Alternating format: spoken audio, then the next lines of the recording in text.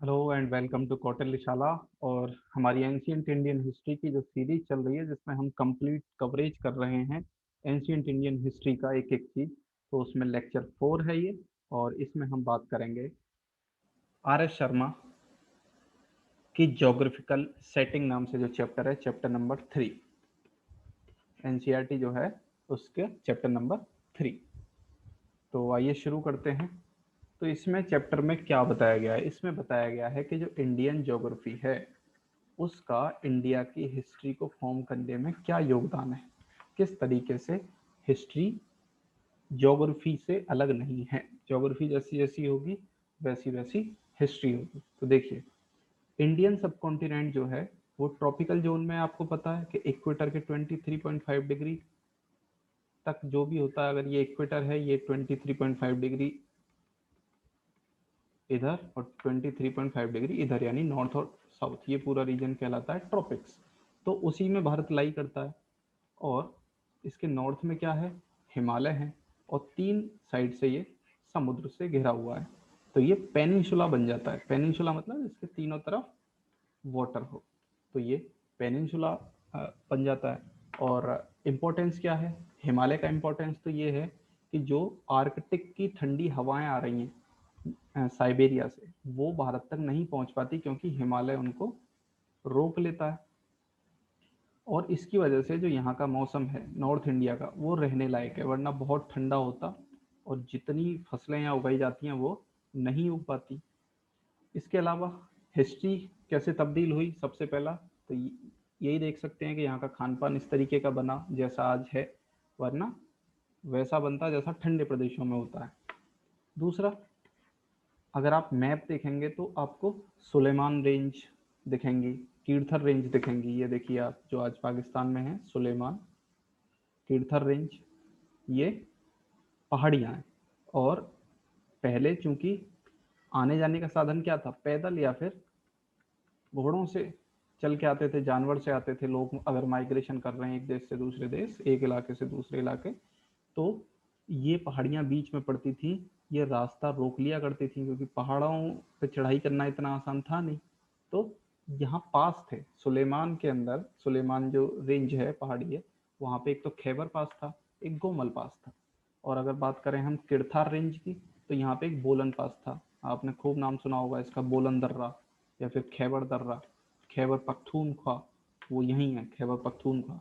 तो ये दर्रे जो थे, गोमल दर्रा, तो इन दर्रों से होकर ही लोग आ जा सकते थे। ऐसे बहुत कम दर्रे थे, तो आवागमन का साधन बस यही थे। तो आप ये भी कह सकते हो कि हिमालय ने बहुत हद तक यहाँ पे इन्वेजन को रोका भी है। इन्वेजन हुए हैं भारत पे क्योंकि इन्हीं दर्रों से आती थी, जो आक्रमण करने के लिए लोग आते थे वो इन्हीं दर्रों से होते हुए आते थे। लेकिन फिर भी उसकी संख्या और ज़्यादा होती अगर ये दर्रे ना होते। तो ज्योग्राफी किस तरीके से हिस्ट्री को चेंज कर रही है ये आप देख सकते हैं। तो आक्रमण कहाँ कहाँ से हुए? Iran, Afghanistan, Soviet, central Asia, यहाँ से बहुत माइग्रेशन हुआ, लोग आए और बहुत इन्वेजन हुए इन्हीं इलाकों से। तो इन्हीं दर्रों से होते हुए आते थे। फिर बात आती है वैली ऑफ कश्मीर की। जो कश्मीर की घाटी है उसको भी पार करने के लिए बहुत सारे दर्रे थे इसी तरीके के। और इसी तरीके से आप बात करें नेपाल, वो भी एक वैली है, नेपाल की घाटी। तो जो गैंगेटिक प्लेन के लोग थे वो नेपाल आ जा सकते थे बड़े आराम से। इसीलिए जो नेपाल के अंदर बहुत सारी संस्कृत की मैन्युस्क्रिप्ट दिखाई देती है, क्योंकि जो संस्कृत बोलने वाले लोग थे वो थे कहाँ? गंगा नदी के बेसिन में। और वो आराम से नेपाल आ जा सकते थे, और इसीलिए नेपाल में भी वही संस्कृति फली फूली। फिर दूसरी बात करें हम, सबसे पुराने जो एग्रीकल्चरल सेटलमेंट है वो आपको कहाँ मिलेंगे? वो पहाड़ों के तलहटी में मिलेंगे। और सबसे पहले 6th सेंचुरी BC के ये अभी तक हमें मिले हैं। तो पहाड़ों के आसपास ही सारी चीज़ें हो रही थी, खेती भी वहीं हो रही थी। और जो ट्रेड था वो भी पहाड़ों के सहारे सारे जो इलाके हैं जिन्हें हम तराई इलाका बोलते हैं, तराई का जो इलाका होता है वहाँ पे ट्रेड हो रहा था, उसी के सारे सारे जाते थे। बाकी इलाकों में चूंकि घने वन थे, और यहाँ पे उतने घने वन नहीं थे, पहाड़ों पे उतने घने वन नहीं होते हैं, तो सबसे पहले वही साफ किए। और तो इसलिए ये सारा इलाका बहुत ज़्यादा फ्रूटफुल था। इसी तरीके से हम बात करें इंडस का प्लेन, जो इंडस नदी का प्लेन है, सिंधु नदी का प्लेन, फिर आप जाएं तो गंगा यमुना का दोआब आपको मिलेगा। आप वेस्ट से ईस्ट की तरफ अगर आप जाएं, फिर आपको ब्रह्मपुत्र का मिलेगा एक्सट्रीम ईस्ट में, यानी इधर आपको इंडस, इधर गंगा, इधर ब्रह्मपुत्र मिलेगी। तो आप देखें रेनफॉल का पैटर्न किस तरीके का है। तो जो हमारा रेनफॉल का पैटर्न है वो 25 सेंटीमीटर से 250 सेंटीमीटर तक है पूरे भारत में। आप लेफ्ट से राइट तक चले जाओ, और जो बीच में मिडिल गैंगेटिक वेजिटेशन है वहाँ 60 से 120 सेंटीमीटर का रेनफॉल है, और लोअर गैंजेटिक में और ब्रह्मपुत्र वेजिटेशन 125 से 250 सेंटीमीटर है। और यहाँ पे जो सॉइल है वो बहुत हार्ड है। तो हार्ड सॉइल होने की वजह से आपको आयरन के इक्विपमेंट चाहिए थे, अगर वहाँ पे जो पेड़ हैं उनको आपको काटना है। लेकिन आयरन की खोज बहुत बाद में हुई है, तो इसीलिए ये जो वन हैं ये काफ़ी बाद में काटे जा सकें, इधर के बन रहे हों या इधर के बन रहे हों। तो इसीलिए सबसे पहले जो खेती यहाँ शुरू हुई, सेटलमेंट यहाँ शुरू हुए, फिर धीरे धीरे ऐसे बढ़े वेस्ट से ईस्ट डायरेक्शन में। और इसी तरीके से फिर यहाँ पे जो फसलें हैं वो भी अलग अलग रहीं। वीट, बार्ले, ये सब सबसे पहले यही उगाए गए, वीट, बादले। और फिर आप मिडिल और लोअर गंगेटिक प्लेन में आ जाओ तो वहाँ फिर चावल उगाए जाने शुरू हुए। हड़प्पन कल्चर आपको पता है कि इंडस वैली में सबसे पहले वहीं ओरिजिनेट हुई, और जो वैदिक कल्चर है वो पंजाब का जो इलाका है वहाँ पे।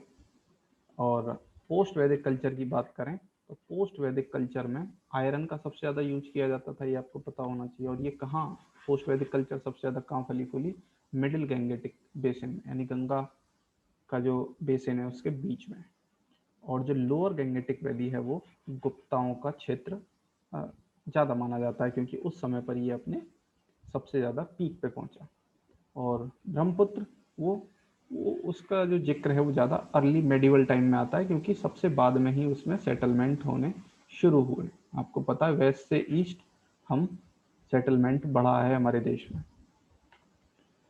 इसके अलावा बात करें, जो मुख्य साम्राज्य थे वो नदियों के किनारे थे। जैसे आप कलिंग की बात करें तो इसके नॉर्थ में महानदी, साउथ में गोदावरी, ऐसे अब बीच में आंध्र की बात करें तो ऊपर गोदावरी, नीचे कृष्णा। ऐसी आप यहाँ बात करें तो पल्लव, पल्लव यहाँ हुए बीच में, तो ऊपर कृष्णा, नीचे कावेरी। तो नदियों का ये महत्व था। और पोर्ट सिटी जो थी ट्रेड के लिए जो बनी, जैसे महाबलीपुरम, कावेरीपट्टनम, ये सब कोरोमंडल कोस्ट पे थे। यानी कोरोमंडल कोस्ट यानी ईस्टर्न कोस्ट, ये वाला जो कोस्ट है यहाँ पे ये सारे पोर्ट थे। महाबलीपुरम का पोर्ट रहा हो, कावेरीपट्टनम हो या कोरोमंडल हो, तो ये सारे इलाके। और नदियों के ऊपर ही बहुत सारे युद्ध भी लड़े गए। जैसे तुंगभद्रा जो रिवर है वहाँ चालुक्य, राष्ट्रकूट, ये नॉर्थ में थे, ये लड़ाई लड़ रहे थे, चालुक्य और राष्ट्रकूट। और साउथ में देखें तो चोल, पल्लव, ये सब चाहते थे कि यहाँ पे हम कब्जा करें। चालुक्य बादामी के जो राजा थे, और या फिर बात करें हम राष्ट्रकूट, ये तुंगभद्रा नदी के नॉर्थ में ये इनके राज्य थे। और साउथ में देखें तो समय समय पर चोल और पल्लव ये आपस में लड़ रहे थे। इसी तरीके से गुजरात जो है, क्योंकि वो कोस्टल इलाका है तो वहाँ आराम से ट्रेड हो सकता था, तो ट्रेड के लिए बहुत फेमस हुआ। और इसी तरीके से जितने भी इलाके हैं वो सब वो नदियों के किनारे ही साम्राज्य उनके बने। तो मध्य प्रदेश में भी अगर आप देखें तो गुप्ता पीरियड के समय पे मध्य प्रदेश का बहुत पीक हुआ, और यहाँ पर भी बहुत सारी लड़ाइयाँ लड़ी गई, जैसे कि शक और सातवाहन के बीच में, फिर मराठा और राजपूतों के बीच में। इसी तरीके से आप विंध्य माउंटेन की बात करें तो वो वेस्ट से ईस्ट की तरफ कट करता है और नॉर्थ और साउथ की बाउंड्री बनाता है, आपको पता है। तो इस तरीके से ये जो इलाका था ये वॉर का इलाका था, यहाँ युद्ध हुए हैं बहुत सारे। फिर अब मिनरल्स की बात करें, ज्योग्राफी में बात मिनरल्स की भी आएगी। तो कॉपर आयरन ओर और गोल्ड डिपॉजिट ये सब मिले हैं। और सबसे पुराना मेटल आपको पता है कॉपर ही था जो कि भारत में इस्तेमाल हुआ।